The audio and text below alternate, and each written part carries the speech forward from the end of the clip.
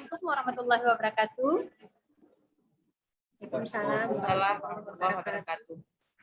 Perkenalkan, kami anggota Latsar Angkatan 8 kelompok 3 akan melakukan diskusi tentang konsep Smart City. Bersama saya hadir 3 narasumber yang akan membahas tentang konsep Smart City. Sebelum membahas konsep Smart City, kami akan memperkenalkan diri terlebih dahulu. Perkenalkan, nama saya Lena Oliana sebagai moderator, NDH 35. Selanjutnya, Pak Sofiandi akan memperkenalkan diri. Silakan, Pak. Terima kasih. Assalamualaikum warahmatullahi wabarakatuh. Nama saya Sofiandi, nomor NDH 21, bertugas di SD 7 Bandar Baru sebagai calon ahli pertama guru penjaskes. Terima kasih. Selanjutnya, silahkan memperkenalkan diri Ibu Isratul Izzah. Perkenalkan, nama saya Isratul Izzah. Saya jabatannya sebagai guru IPA di SMPN 7 Bandar Baru. Narasumber selanjutnya Ibu Anidar, silahkan memperkenalkan diri. Baiklah, Assalamualaikum warahmatullahi wabarakatuh. Nama saya Anidar, SPD, nomor NDH 26. Saya bertugas di SD Negeri 10, Bandar 2. Baiklah, sama-sama kita akan berdiskusi tentang konsep Smart City. Bagaimana ini Bu Anidar? Bagaimana apa hubungannya smart governance dengan apa itu smart city dan apa hubungannya dengan smart governance? Bagaimana Bu Anidar? Ya, baiklah, saya akan menjelaskan apa itu smart city dan apa hubungannya dengan smart governance. Ya, smart city itu dibagi ke dalam 6 dimensi, yaitu smart economy, yaitu ekonomi cerdas, smart mobility atau mobility cerdas, smart environment atau lingkungan cerdas, smart people atau orang pintar, ya. Kemudian smart living atau kehidupan cerdas, dan smart governance, pemerintahan yang cerdas.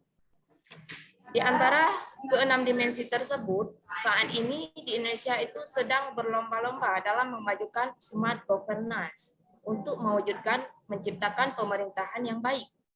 Salah satunya adalah pelayanan publik untuk mengatasi permasalahan di suatu daerah.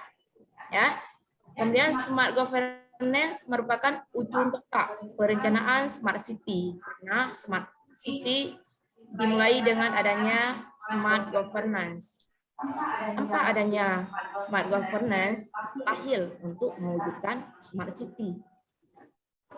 Anggota Ombudsman RI Heri Susanto menilai percepatan peningkatan smart city dengan peningkatan kualitas pelayanan publik saling berkaitan dan tidak bisa dipisahkan. Salah satu unsur terpenting dalam pengembangan smart city adalah smart governance.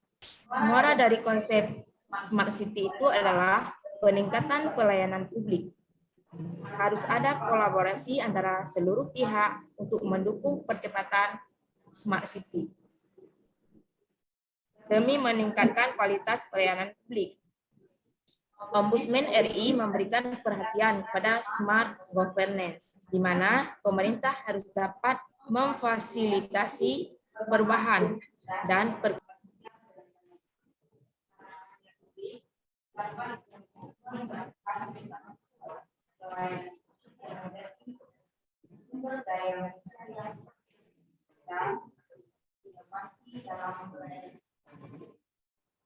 Ya. Terima kasih Bu Asnidar.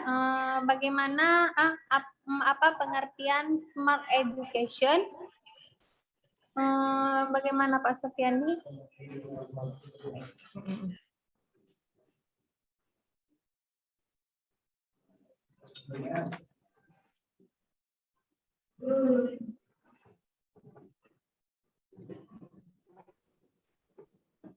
Oke, terima kasih Ibu Lena sebagai moderator di kelompok 3. telah memberi kesempatan kepada saya.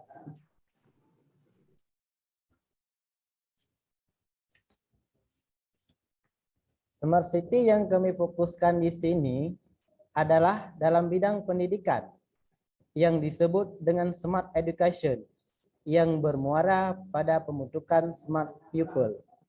Sebagai dukungan Smart City, di bidang pendidikan memang masih perlu kerja cerdas terkait integrasi akses layanan pendidikan, penyediaan sarana prasarana pendidikan, dan pengajaran yang memanfaatkan teknologi informasi.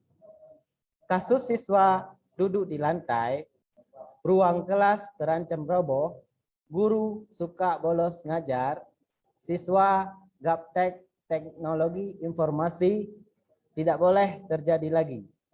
Sebagai bentuk dukungan Smart Education, demi terciptanya Smart City dapat dimulai dari peningkatan standar pengajaran, sarana prasarana pendidikan, inovasi sekolah, kreatif, dan inovasi. Di bidang penelitian teknologi dan sains, sekolah harus menjadi basis teknologi informasi yang melahirkan siswa-siswi cerdas bermartabat. Hal itu tentu harus diupayakan dengan mengoptimalkan peran pemangku kepentingan di Dinas Pendidikan atau Smart Government. Agar lebih inovatif dan amanah dalam meningkatkan pelayanan demi tercapainya standar pendidikan yang diharapkan, misalnya dengan membangun sarana prasarana sekolah, mengadakan program berbasis, program beasiswa untuk siswa yang membutuhkan, meningkatkan akses layanan pendidikan dan sarana berbasis teknologi dan sebagainya. Terima kasih. Hanya itu. Sekian. Assalamualaikum warahmatullahi wabarakatuh. Terima kasih Pak Sofyan di atas penjelasannya. Selanjutnya, bagaimana kira-kira Bu Isra, bagaimana konsep kerangka konsep Smart Education yang harus diterapkan dalam pendidikan? Baiklah, untuk kesempatannya terima kasih. Jadi di kesempatan kali ini saya ingin menerangkan kerangka konsep Smart Education yang harus diterapkan dalam pendidikan. Nah, jadi sebelum memutuskan untuk membangun konsep Smart Education dalam Smart City, jadi perlu disusun strategi dan target yang hendak dicapai. Dibutuhkan koordinasi juga dari beberapa pihak, baik itu akademisi, pemerintah, dan masyarakat. Tiga pihak tersebut yang nantinya akan menyumbangkan ide dan gagasan masyarakat. Nah, tiga pihak tersebut yang nantinya akan menyumbangkan ide dan gagasan hal apa saja yang dimasukkan dalam aplikasi Smart Education.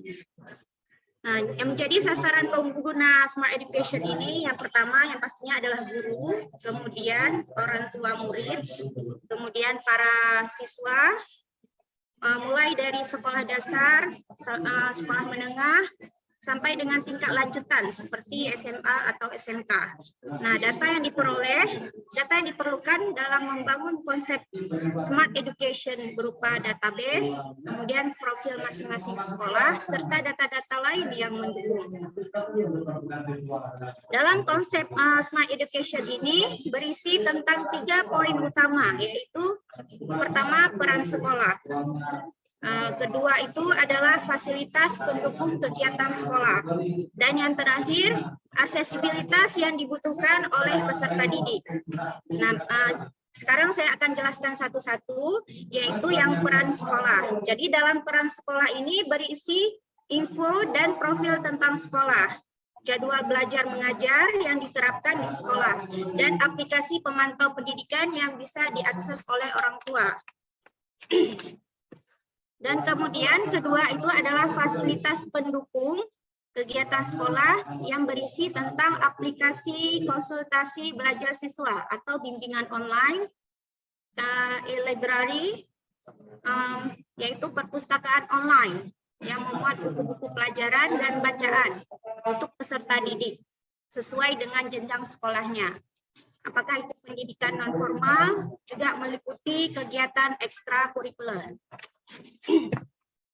Dan yang terakhir, yang ketiga, itu aksesibilitas yang dibutuhkan oleh peserta didik, berisi informasi pendidikan yang bisa diakses semua siswa, meliputi informasi lomba untuk pelajar tingkat nasional atau internasional, info beasiswa, dan bagaimana cara mendapatkannya.